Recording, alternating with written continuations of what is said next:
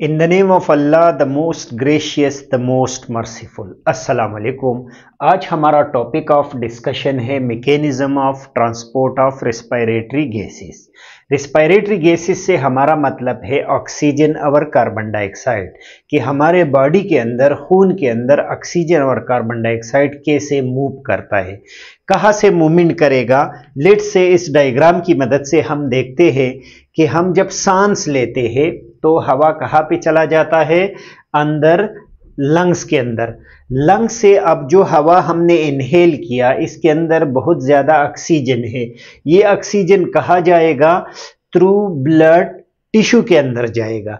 Tissue के अंदर respiration में ये ऑक्सीजन यूज होगा, वहां पर मौजूद ग्लूकोज के साथ रेस्पिरेशन करेगा और सेलुलर रेस्पिरेशन के नतीजे में एटीपी बनेगा जो सेल यूटिलाइज करेगा और वेस्ट प्रोडक्ट के तौर पे दूसरा गैस जो कार्बन डाइऑक्साइड है वो प्रोड्यूस होगा।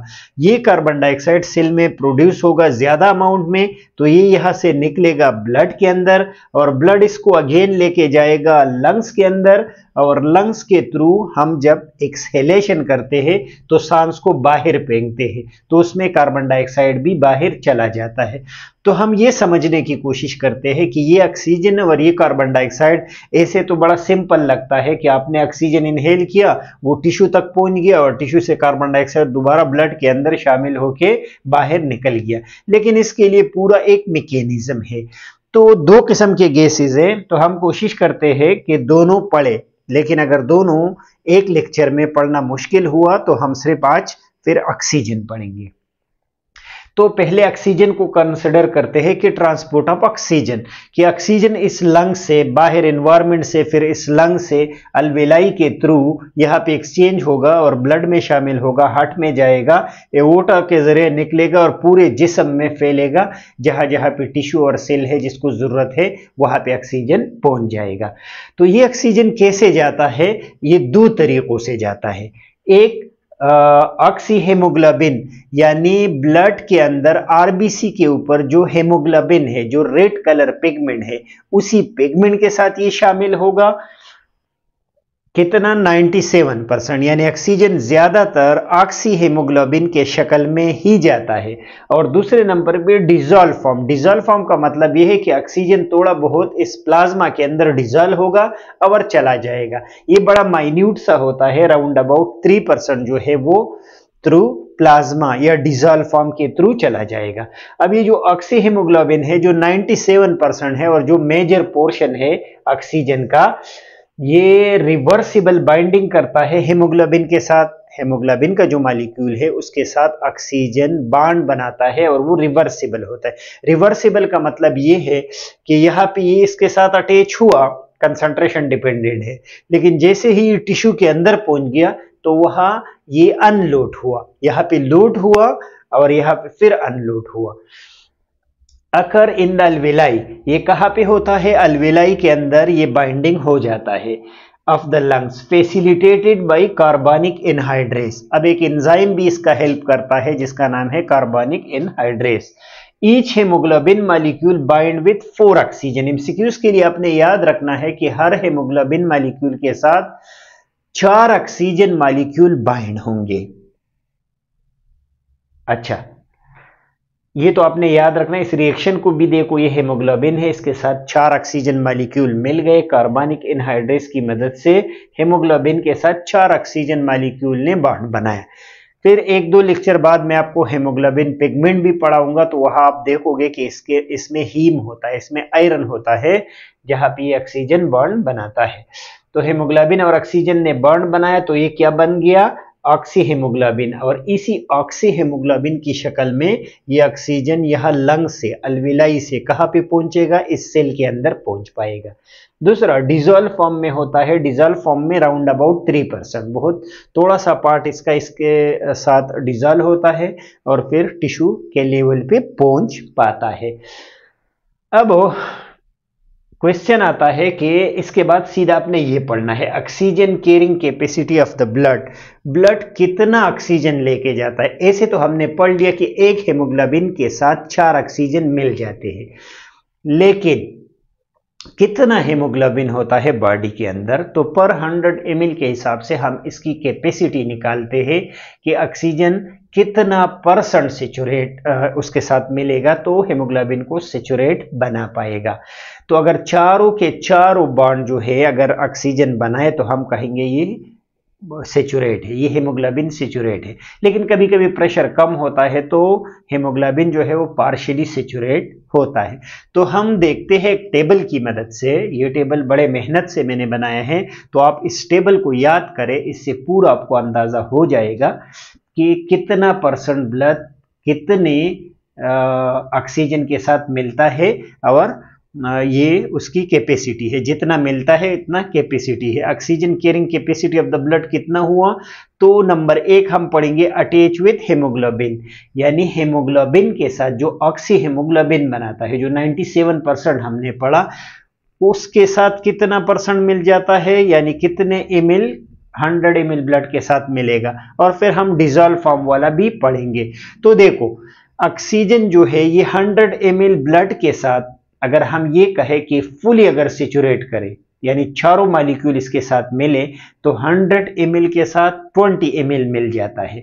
लेकिन ये कहाँ पे होता है, जब partial pressure 100 mm of Hg हो, यानी इससे कम ना हो, पूरा 100 mm ऑफ Hg अगर हो पार्शियल प्रेशर, तो फिर ये ऑक्सीजन 20 ml मिल जाता है। यानी अगर आप किसी पेशेंट से अगर आइडियल कंडीशन में हो, आइडियल कंडीशन का ये मतलब है कि 100 mm प्रेशर हो और आप उसके आर्टरी से ब्लड निकाले और उसके अंदर एबीजी जो टेस्ट होता है आर्टीरियल ब्लड गैसेस, उसमें आप देखें तो 100 ml में कितना ब्लड ऑक्सीजन होगा, 100 ml ब्लड में 20 ml ऑक्सीजन होगा। लेकिन ये नॉर्मली नहीं होगा, ये आइडियली होगा। तो आइडियल ये कंडीशन तो होता नहीं है, क्योंकि नॉर्मल अगर देखा गया है पेशेंट का, तो नॉर्मली अगर पेशेंट का हमने प्रैक्टिकली देखा है तो 100 ml में 19.4 ml होता है।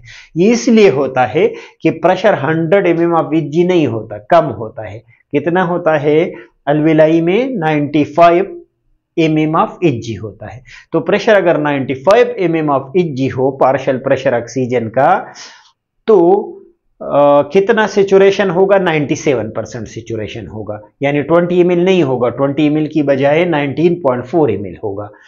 अब ये हमने कहाँ पे बात की, अब ये हमने यहाँ अल्वेलाई के पोजीशन पे बात की। यहाँ अल्वेलाई में कितना प्रेशर है, प्रैक्टिकली 97 है, 95 mm ऑफ Hg है। तो जब 95 है तो उसके नतीजे में 19.4 ml ऑफ ब्लड जो होता है यह मिल जाता है 100 ml ऑफ ब्लड के साथ। 19.4 ml ऑक्सीजन मिल जाता है 100 ml ब्लड के साथ। अब ये ब्लड आगे आएगा तो इसमें कितना है, 19.4, तो ये कहाँ पे जाएगा, ये टिश्यू के लेवल पे आएगा, यह टिश्यू के लेवल पे आ जाएगा। अब इसमें 19.4 ml ऑक्सीजन है। अब ये ऑक्सीजन इसमें ज्यादा है और सेल में कम है, तो ये डिसोसिएट करेगा, ये अनलोड हो जाएगा, ये ऑक्सीजन को अनलोड करेगा यहाँ, और ऑक्सीजन का जो कंसंट्रेशन जहाँ पे ज्यादा है वहां से ये कम कंसंट्रेशन के अंदर, यानी सेल के अंदर आ जाएगा। ऑक्सीजन की बात कर रहा हूं, अभी हम कार्बन डाइऑक्साइड को कंसिडर नहीं कर रहे। तो ये ऑक्सीजन यहाँ कम हो जाएगा। कितना कम होगा, अगर इसमें वेनस रिटर्न में यह पेशेंट के यहाँ से अगर हम ब्लड ले लें, इंसान या मरीज के वेन के अंदर से ब्लड ले ले, तो हमें ये रिजल्ट देगा 14.4, यानी 19.4 से कितना हुआ, 14.4। कितना ml कम हुआ, 5 ml। तो वो 5 ml कहाँ पे चला गया, वो सेल के अंदर चला गया। यहाँ पे 19.4 आ रहा था और यहाँ पे अभी जो जा रहा है वो 5 ml कम हुआ, तो वो 5 ml टिश्यू के अंदर चला गया और ये आगे जाएगा, दोबारा लोड होगा और फिर यहाँ अनलोड होगा। अब बहुत सारे फैक्टर्स है इसके लिए कि यहाँ अनलोड और लोड क्यों होता है, लेकिन वो मैं बाद में अभी आपको बता देता हूँ। ये तो मैंने नॉर्मली आपको बात बताई। अब अगर एक बंदे ने एक्सरसाइज स्टार्ट की, फुल एक्सरसाइज कर रहा है, तो एक्सरसाइज में क्या होगा, इस सेल की डिमांड बढ़ जाएगी, क्योंकि ज्यादा एटीपी इसने बनाना है, तो ज्यादा ऑक्सीजन कंजम करेगा। जब ज्यादा ऑक्सीजन की कंजम्पशन होगी तो ये जो 19.4 ml है ये और ज्यादा कम होगा। तो वेनस रिटर्न ड्यूरिंग एक्सरसाइज कितना होगा 4.4, यानी बहुत ज्यादा हिस्सा राउंड अबाउट 15 ml इसका यूटिलाइज हुआ यहाँ पे एक्सरसाइज के दौरान। नॉर्मली 5 ml यूटिलाइज होता है। अब इसके साथ साथ आपने ये भी फिर याद करना है कि आइडियल जो 20 ml था, तो ये कब हुआ जब प्रेशर 100 mm ऑफ Hg था। नॉर्मल 95 होता है, फिर तो 19.4 हो जाता है। फिर वेनस ब्लड में कितना प्रेशर रह जाता है टिश्यू लेवल पे 40 mm ऑफ Hg, बहुत कम होता है। तो जब ये प्रेशर कम होता है इसलिए ये अनलोड होता है। और फिर जब आप एक्सरसाइज करते हो तो ये पार्शियल प्रेशर और गिर जाता है और ये 18 mm ऑफ Hg रह जाता है। और इसके हिसाब से आप सेचुरेशन को भी याद करो कि अगर 100 ml के साथ 20 ml अटैच हुआ तो हम 100% कहेंगे, यानी सेचुरेट है। फिर अगर 19.4 अटैच हुआ 100 ml के साथ तो 97, फिर 14.4 75% सेचुरेट है। और अगर एक्सरसाइज के दौरान जो 4.4 है 100 ml के साथ तो ये सिर्फ 20% सेचुरेट है, बाकी सारा जो है पार्शियली अनसेचुरेट है। ये आगे से जाके और फिर ऑक्सीजन ले लेगा। तो ये हमने हेमोग्लोबिन या ऑक्सी हेमोग्लोबिन वाली बात की कि आइडियली 20 ml होता है लेकिन नॉर्मली 19.4 होता है। फिर हमने मैकेनिज्म भी सीख लिया कि वहां से ये लोड हुआ और हार्ट से गुजर के ओटा से गुजर के टिश्यू के अंदर आया और टिश्यू में यहाँ पे अनलोड हुआ। 5 ml ऑक्सीजन 100 ml ब्लड ने दे दिया और फिर जो बाकी है वो दोबारा लोडिंग के लिए आगे चला गया। फिर डिजॉल्व फॉर्म भी हमने पढ़ा था कि 3% डिजॉल्व फॉर्म में चला जाता है। यह जो डिजॉल्व फॉर्म में है वो कितना होता है, तो आइडियल से हमारा मतलब है कि अगर यहाँ पे प्रेशर कितना हो 100 mm ऑफ Hg हो तो ये 100% सेचुरेट होगा। और 100% सेचुरेशन से मतलब हमारा 0.3 ml होगा। अगर डिजॉल्व ऑक्सीजन 0.3 ml है तो हम कहेंगे ये 100% सेचुरेट है और 100 ml के साथ 0.3 है। लेकिन ऐसा होता नहीं है। नॉर्मली अगर देखा गया है तो 0.29 होता है। ये 0.29 इसलिए है कि हमें पता है कि यह 100 mm ऑफ Hg नहीं है, यह 95 है। तो 95 की वजह से 97% सेचुरेट होता है 0.29। और फिर वेनस रिटर्न में जब हम देखते हैं तो ये कम हो जाता है। ये जो प्लाज्मा के अंदर ऑक्सीजन है ये कम होता है। ये कम इसलिए होता है कि यहाँ पे अंदर आ जाता है टिश्यू के अंदर।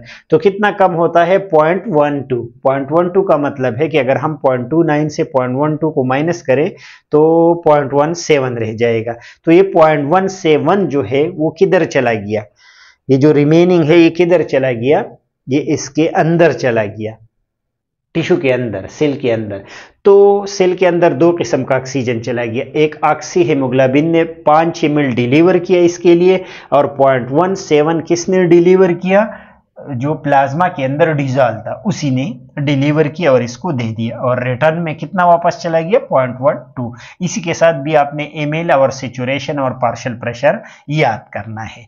एक और बात जो अक्सर एमसीक्यूज में आता है कि अब ये आइडियली जो आपने बता दिया कि 20 ml 100 ml के साथ अटैच हुआ, लेकिन अगर हम हेमोग्लोबिन के कंसंट्रेशन के साथ इसको देखें, ये तो हमने ब्लड का देखा कि 100 ml ब्लड में, लेकिन 100 ml ब्लड में हेमोग्लोबिन कितना होता है, तो 100 ml ब्लड में हेमोग्लोबिन जो होता है वो 15 ग्राम होता है।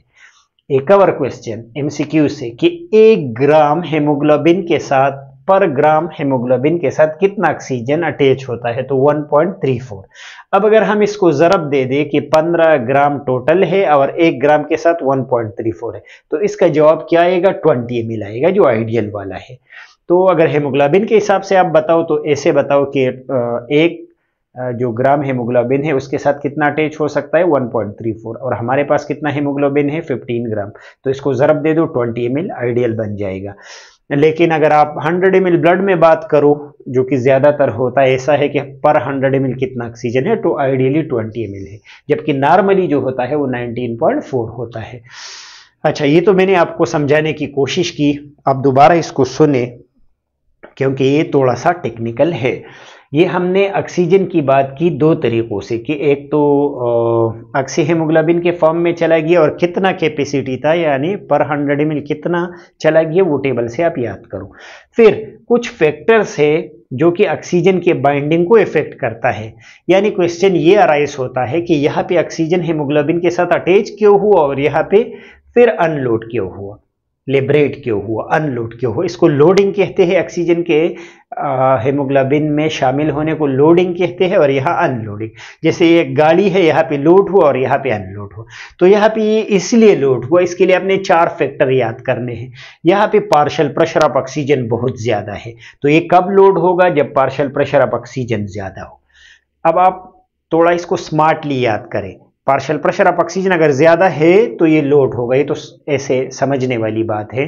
लेकिन बाकी जो 3 फैक्टर है वो इसके अपोजिट है। बाकी फैक्टर कौन है, partial pressure of carbon dioxide यह कम होगा तो ये लोड होगा, जो हाइड्रोजन है उसका कंसंट्रेशन इस लेवल पे कम होगा तो ये लोड होगा, और टेम्परेचर जो है वो इस लेवल पे कम होगा तो ये लोड होगा। ये तीनों जो है ये इसके अपोजिट है। अब इसका उल्टा बताओ, यानी जब ये टिश्यू पे आता है तो ये अनलोड होता है। अनलोड क्यों होता है, क्योंकि यहाँ पार्शियल प्रेशर ऑफ ऑक्सीजन कम है, टिश्यू ने यूटिलाइज किया है पुराना वाला ऑक्सीजन, तो ये ऑक्सीजन कम है। जब ये ऑक्सीजन कम है तो हम कह सकते हैं कि ऑक्सीजन का पार्शियल प्रेशर कम है, वेनस या टिश्यू लेवल पे 40 के करीब है, जो कि बहुत ज्यादा कम है।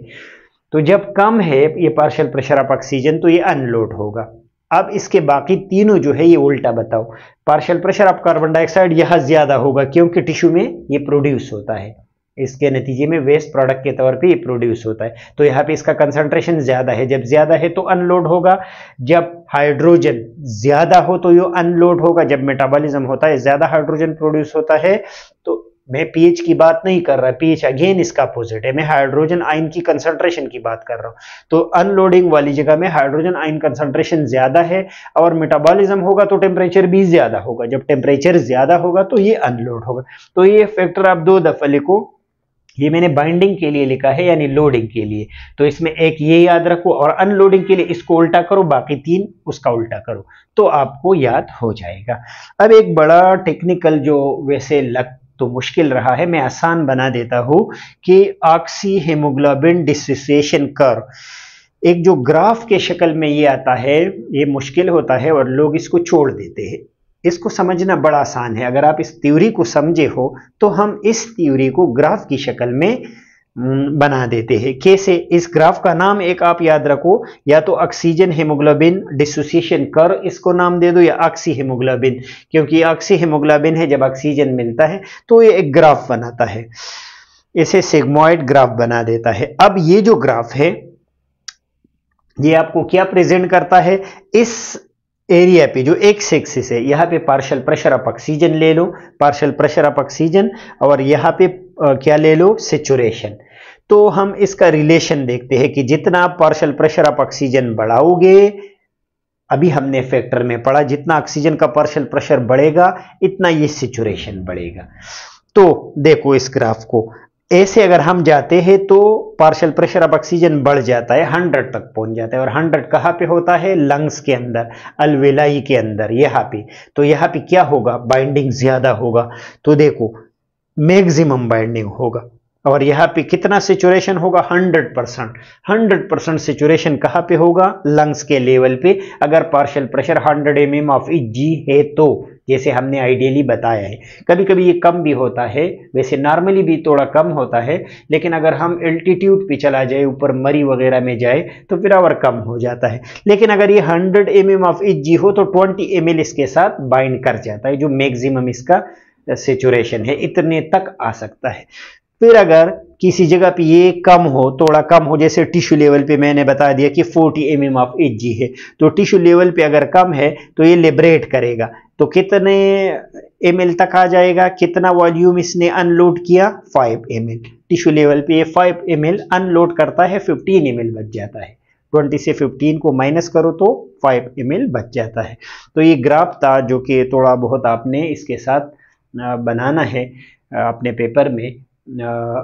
आज हमने क्या पढ़ा, mechanism of transport of respiratory gases, लेकिन हमने फिर उसमें एक कंसिडर किया ऑक्सीजन को। ऑक्सीजन के बारे में हमने पढ़ा कि ब्लड के अंदर ऑक्सीजन 2 तरीकों से जाएगा, एक तो ये हेमोग्लोबिन के साथ मिल जाएगा, यानी 4 ऑक्सीजन मॉलिक्यूल एक हेमोग्लोबिन के साथ मिलेंगे और आगे चलेंगे।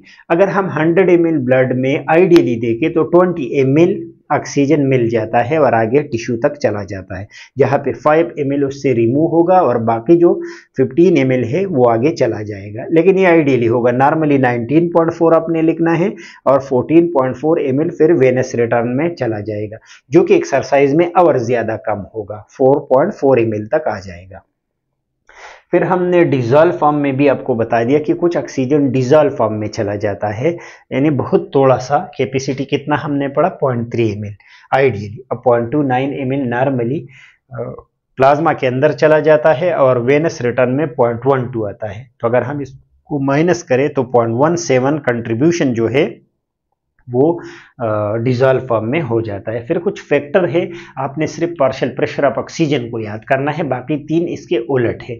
पार्शियल प्रेशर ऑफ ऑक्सीजन जितना ज्यादा होगा वहां पे लोडिंग होगा। यह ग्राफ में भी आपको बता दिया कि पार्शियल प्रेशर ऑफ ऑक्सीजन अगर 100 है तो 20 ml जो कि मैक्सिमम है, ये क्या हो जाएगा, ये लोड हो जाएगा, ये इतना ऑक्सीजन हेमोग्लोबिन के अंदर। फिर जब पार्शियल प्रेशर कम हो जाएगा तो ये 15 ml तक आ जाएगा टिश्यू के लेवल पे, या 14.4 तक आ जाएगा।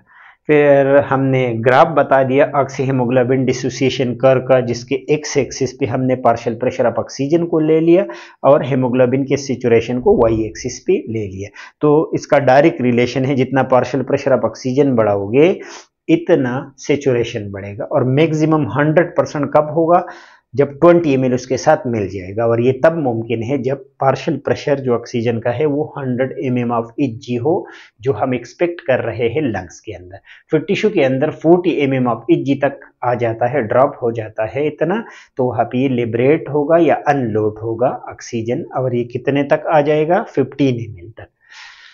होप ये लेक्चर आपके समझ में आ गया होगा। नेक्स्ट लेक्चर तक इजाजत दीजिए, अल्लाह हाफिज।